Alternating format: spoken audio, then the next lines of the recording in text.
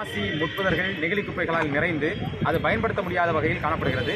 இந்த குளத்தின் கரைகளை ஆக்கிரமிப்பு அகற்றி சீரமைத்து குளத்தை தூர்வாரி சுத்தப்படுத்தி தர வேண்டும் என்கிற கோரிக்கையும், அதுபோல இந்த குளத்திற்கு வரக்கூடிய நீர் வரக்கூடிய நீர் தாரையும் அதிலிருந்து தண்ணீர் வெளியேறக்கூடிய தாரையும் அடைபட்டு கிடக்கிறது, அதையும் மீட்டு தர வேண்டும் என்கிற கோரிக்கையும், அதுபோல அதற்கு பக்கத்தில் இருக்கக்கூடிய பருத்தி வாய்க்கால் அப்படிங்கிற ஒரு வாய்க்கால் இருக்குது. அந்த வாய்க்கால் கரைகளும் ஆக்கிரமிக்கப்பட்டிருக்கு. அந்த வாய்க்கால் கரைகளும் ஆக்கிரமிப்பு அகற்றி கரைகளை வலுப்படுத்தி அந்த பகுதியில் படித்தரைகள் பொதுமக்கள் பயன்படுத்துவதற்கான படித்தரைகள் சீரமைத்து பொதுமக்கள் பயன்பாட்டிற்கு வழங்க வேண்டும் என்கிற கோரிக்கையும், அந்த பகுதியில் பேருந்து போக்குவரத்து இதுக்கு முன்னாடி இருந்தது, இப்போது நிறுத்தி வைக்கப்பட்டுள்ளார்கள்.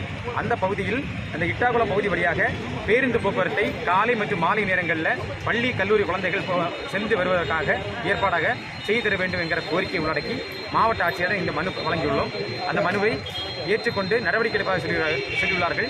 ஏற்கனவே இதே இட்டாக்குளத்தின் கரையோரம் மரக்கன்றுகள் நடவு செய்து அந்த மரக்கன்றுகள் கொண்டையில் வேற ஒரு மரங்களில் உள்ள கிளைகளை ஒட்டி வைத்திருந்தாங்க.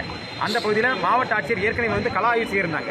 செய்துட்டு இந்த பகுதியில் இருக்கக்கூடிய அத்தனை குறைகளும் சொல்லுங்க, நாங்கள் சரி பண்ணி தாரோம் அப்படிங்கிற ஒரு வாக்குறுதியை அளித்ததின் பேரில் தான் இன்னைக்கு முறையாக அந்த கோரிக்கையில் அனைத்தையும் உள்ளடக்கி மனு கொடுக்க வந்துள்ளோம். சீலன் நாம் தமிழ் கட்சி. அப்புறம் இன்னொரு கோரிக்கை